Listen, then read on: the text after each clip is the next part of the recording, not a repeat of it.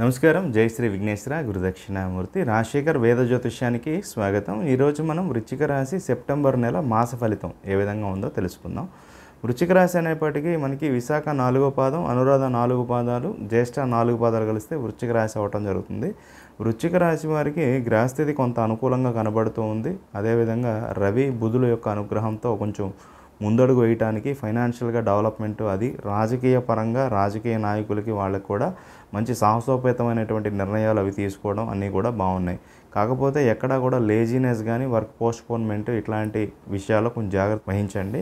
మీ vehicles కొంచెం problems సృష్టించడానికి అవకాశం ఉంది. అంటే ప్రాబ్లమ్స్ అంటే సర్వీసింగ్ చేయించుకోవడం, లేకపోతే వెళ్తున్న దారిలో కొంచెం ఆగిపోవడం, ఏదైనా టైర్ పంచర్లు అవ్వటము, సమయానికి రీచ్ అవ్వలేకపోవటం, ఇట్లాంటి అవకాశాలు ఉన్నాయి.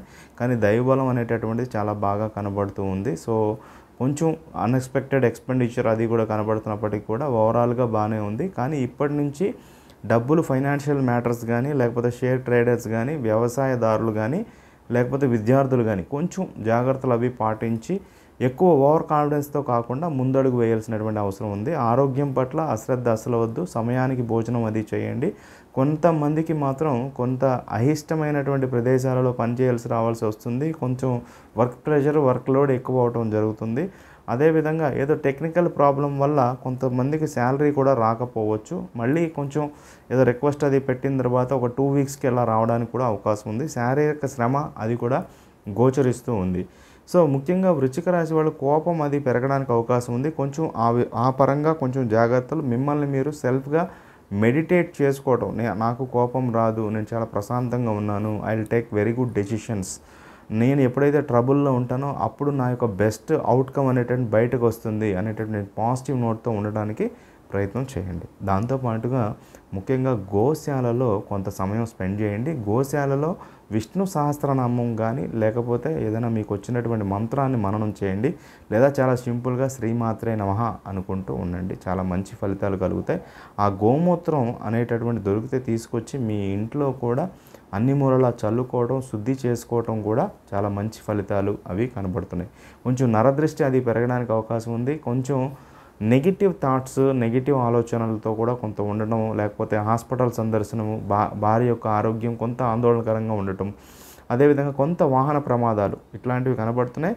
కానీ ఓవరాల్గా చూసుకున్నప్పుడు ఒక 55 to 60% అనుకూలతలు అవి ఉన్నాయి. మీ ఇన్కమ్కి ఖర్చులకి అసలు పొంతన అనేటటువంటిది ఉండదు. అయినప్పటికీ కూడా ధైర్యంగా ముందడుగు వేయగలుగుతారు. రియల్ ఎస్టేట్ వ్యాపారాలు, కన్స్ట్రక్షన్స్ కొంత వ్యతిరేకంగా మందకొండిగా జరగడానికి అవకాశం ఉంది.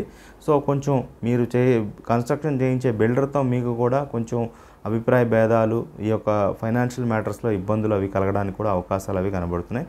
కానీ సూర్యుని యొక్క అనుగ్రహంతో మీకు ఎవరో ఒకళ్ళు సహాయంగా రావటము, వాళ్ళ ద్వారా మీరు ముందుకు వెళ్ళటము, వాళ్ళతో చెప్పిస్తే మళ్ళీ అతను కూడా మళ్ళీ తోక ముడిచి మళ్ళీ నార్మల్గా పాత రేటుకే మళ్ళీ కూడా కన్స్ట్రక్షన్ అది చేయటం, ఇలా అన్నీ జరుగుతాయి. కాదు కొంచెం టైం డిలే అనేటటువంటిది ఎక్కువగా కనబడుతూ ఉంది. ముఖ్యంగా వృశ్చిక రాశి వాళ్ళకి బుధ దశ కానీ, శని దశ కానీ, అదేవిధంగా కుజ దశ, రాహు దశ జరుగుతున్న వాళ్ళు జాగ్రత్తలు అవి పాటించండి.